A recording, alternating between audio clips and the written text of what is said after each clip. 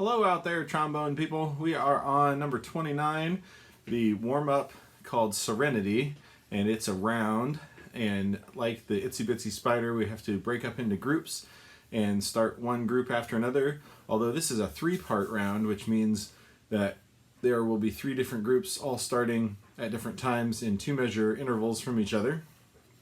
And we have a new articulation to learn. Articulation means any way you start, stop, or connect notes. So this articulation we're learning on this page is called a slur, but on trombone, the slur doesn't work the way it does on flute, clarinet, and trumpet.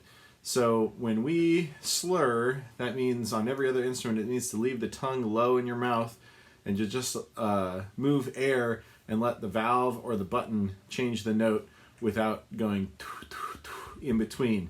So when you do that on trombone, you get what's called a gliss. And only in certain circumstances do we want that sound. So we have to do what's called a legato tongue, which means, and legato means length.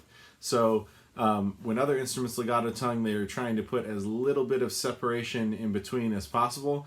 And that's what we have to do. We need as much separation as or as little separation as we need to mask the gliss, but we want them to be as connected as possible. So, for instance, if we're going from C to E flat, or C to D,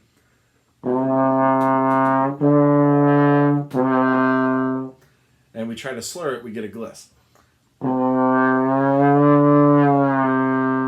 So we do legato tongue, and in your book it's written as tu-do-tu. So the second syllable has a D on it rather than a T, which has a softer sound, which gives the illusion that we're slurring on the trombone. So it sounds like this.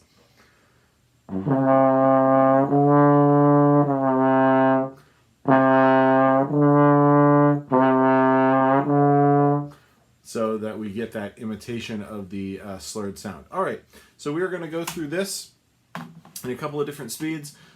You can slur as many notes in a row as the conductor calls for and as you have breath to do.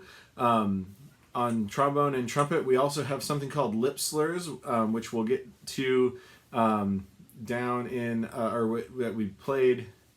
Do we play it on this page? Anyways, we have something called lip slurs. Oh yes, it's in the next one, where you go from one note to another.